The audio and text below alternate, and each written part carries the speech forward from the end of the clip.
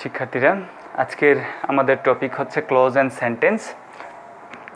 সাধারণত যারা simple complex compounds বাক্যগুলো তৈরি করতে যাও, তোমাদের ক্ষেত্রে এই ক্ষেত্রে বিশেষ সমস্যা হয়। তোমরা ক্লজ এবং সেন্টেন্সগুলোকে আলাদা করতে পারো না এবং এই কারণেই তোমাদের বেশ কিছু সমস্যা হয়। আমরা আজকে এই ক্লজের ব্যাপারে একটু আলোচনা করি। ক্লজ সাধারণত আমরা তিনটা নিয়ে আলোচনা করব। প্রথম হচ্ছে প্রিন্সিপাল ক্লজ, তারপর আমরা দেখতেছি সাবঅর্ডিনেট ক্লজ এবং কোঅর্ডিনেট ক্লজ। এই তিনটা ক্লজ আমরা আলোচনা করব, প্রিন্সিপাল ক্লজ, সাবঅর্ডিনেট ক্লজ এবং কোঅর্ডিনেট ক্লজ। এই তিনটা ক্লজ মূলত আমাদের আলোচনা মূল বস্তু। আমরা একটু প্রিন্সিপাল ক্লজটার গঠনটা খেয়াল করি। প্রিন্সিপাল ক্লজে আমাদের একটা সাবজেক্ট থাকবে এবং একটি ভার্ব থাকবে। এক্ষেত্রে হি প্লেইজ বল, আমরা দেখছি যে প্রিন্সিপাল ক্লজ কি হচ্ছে, একটা সাবজেক্ট এবং একটা ভার্ব দ্বারা কাজ করে। সেখানে অন্য কোনো কিছুর দরকার নাই, অবজেক্ট ইউজ করলে আমরা করব। তবে প্রিন্সিপাল ক্লজ কারোর উপর ডিপেন্ড করে না। কিন্তু দ্বিতীয় ক্ষেত্রে একটু খেয়াল করি আমরা, subordinate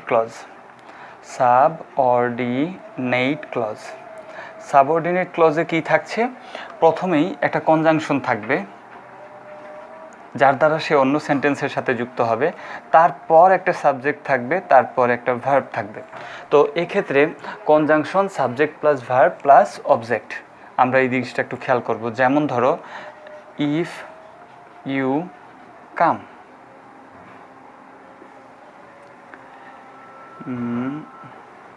when he was ill। তো তোমরা দেখতে পাচ্ছ এই বাক্যগুলোয় প্রথমে কি ছিল? একটা সাবজেক্ট ছিল, তারপর একটা ভার্ব, সাবজেক্ট একটা ভার্ব, কিন্তু সবগুলোর আগে একটা কনজাংশন দ্বারা যুক্ত আছে। এগুলোকে বলা হয় সাবঅর্ডিনেট কনজাংশন। এই কনজাংশনগুলোর নাম হচ্ছে সাবঅর্ডিনেট কনজাংশন। যখনই এগুলোর সাথে যুক্ত থাকবে তখন সে নিজে নিজে অর্থ প্রকাশ করতে পারবে না। ইফ ইউ কাম, এই যে দেখো, আই উইল গো, এখন কিন্তু সে সম্পূর্ণ অর্থ প্রকাশ করছে। কিন্তু এই এতটুকু বাক্য, অর্থাৎ একটা সাবঅর্ডিনেট ক্লজ, কখনোই নিজে নিজে সে অর্থ প্রকাশ করতে পারে না। When I was ill, he came here. এখন দেখো, তাহলে দেখা যাচ্ছে যে এটা একটা প্রিন্সিপাল ক্লজ আর এটা একটা সাবঅর্ডিনেট ক্লজ, এবং এটা একটা প্রিন্সিপাল ক্লজ। তাহলে প্রিন্সিপাল ক্লজ এবং সাবঅর্ডিনেট ক্লজের পার্থক্যটা আমরা বুঝতে পারছি। প্রিন্সিপাল ক্লজ সে নিজে নিজে অর্থ প্রকাশ করতে পারে, কিন্তু সাবঅর্ডিনেট ক্লজ কখনোই সে নিজে নিজে অর্থ প্রকাশ করতে পারে না। এবার একটু দেখি আমরা কোঅর্ডিনেট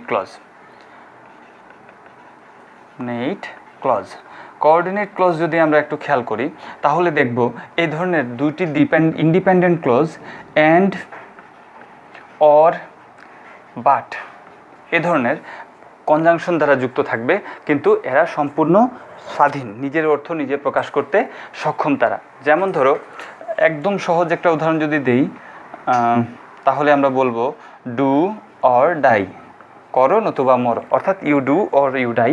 এখানে দেখো দুইটা বাক্য। বা read well or you will fail.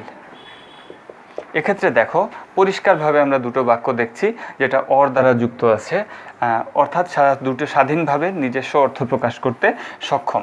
তাহলে দেখা যাচ্ছে যে প্রিন্সিপাল ক্লজ নিজে নিজে অর্থ প্রকাশ করতে পারে, সাবঅর্ডিনেট ক্লজ নিজে নিজে অর্থ প্রকাশ করতে পারে না, এবং কোঅর্ডিনেট ক্লজ কি করছে? সে দুইটা স্বাধীন অর্থ প্রকাশ করছে। এখন আমরা দেখি সেন্টেন্সের দিকে।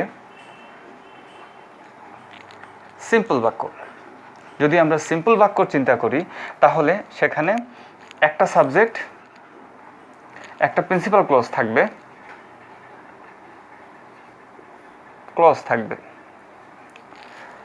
সিম্পল সেন্টেন্সে। যেমন ধরো, হি প্লেইজ বল। কিন্তু কমপ্লেক্স বাক্য সেখানে দুইটা ক্লজ থাকবে,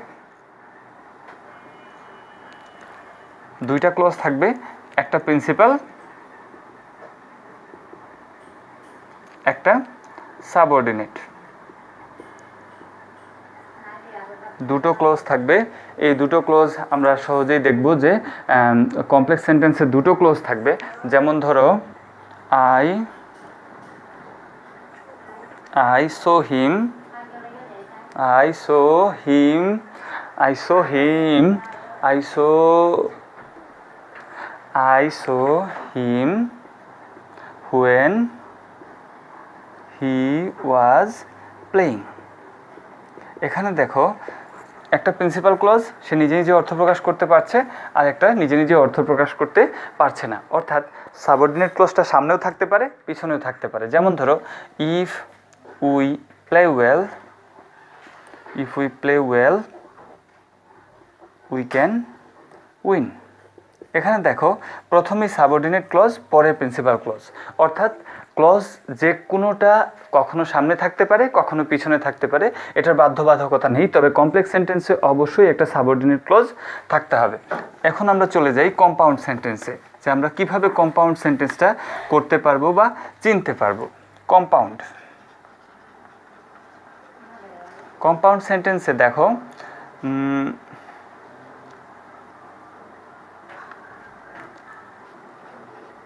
he was poor but he was honest।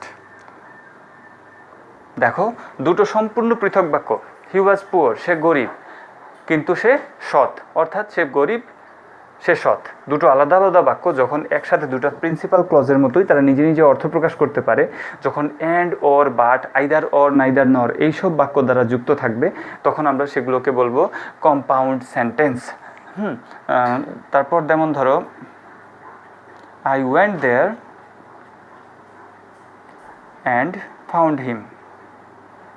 দেখো দুটো আলাদা আলাদা বাক্য, ওয়েন্ট একটা ভার্ব, ফাউন্ড একটা ভার্ব, আমরা সম্পূর্ণ দুটো পৃথক বাক্য এখানে যুক্ত করতে সমর্থ হয়েছি। এই যে বাক্যগুলো তোমরা একটু খেয়াল করবা যে দুইটা ভার্ব যুক্ত আছে কিনা। তাই বলে রহিম অ্যান্ড করিম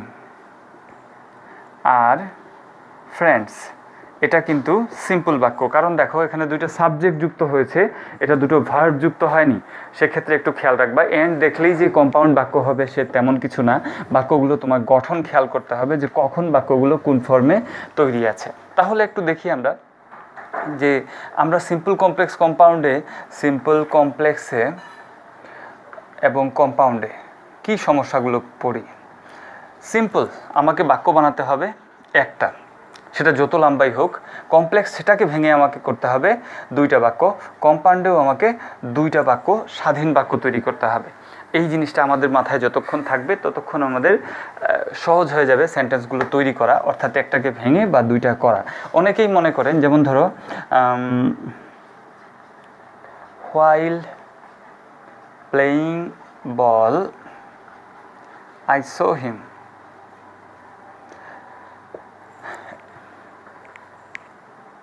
অনেকেই মনে করে এই ধরনের বাক্য হলেই মনে হয় দুটো বাক্য হয়ে যাবে, দুটো কমা। একটু খেয়াল করো, এই এতটুকের মধ্যে কিন্তু কোনো সাবজেক্ট নেই, কোনো ভার্ব নেই, অর্থাৎ এটা একটা সিম্পল বাক্য, এটা একটা simple sentence.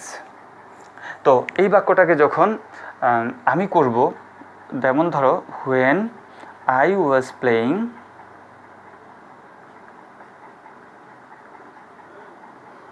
ball I saw him।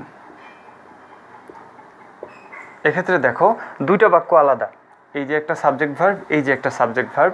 এই বাক্যটা হচ্ছে কমপ্লেক্স, এই বাক্যটা হচ্ছে কমপ্লেক্স। এখানে দুটো বাক্য তৈরি হয়ে গেছে, একটা সিম্পল, একটা প্রিন্সিপাল ক্লজ, একটা সাবঅর্ডিনেট ক্লজ। এবং দেখো এই বাক্যটাকে আবার লেখা যায় I was playing ball and I saw him।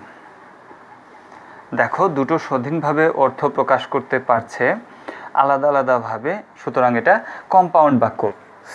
খুব সহজেই একটু খেয়াল করলেই আমরা দেখতে পাচ্ছি যে এটা কম্পাউন্ড বাক্য, সেটা আলাদাভাবে করতে পারছো। তাহলে আমি আশা করি তোমাদের ক্লজ এবং সিম্পল কমপ্লেক্স কম্পাউন্ড তোমাদের সহজভাবে তুলে দিতে সমর্থ হয়েছি।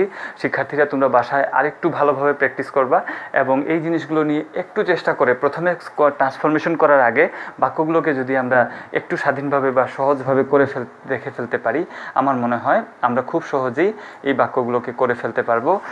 আমি আশা রাখি তোমরা বাসায় চেষ্টা করবা এবং সহজেই এই বাক্যগুলোকে কমপ্লিট করতে সমর্থ হবা। ধন্যবাদ সবাইকে।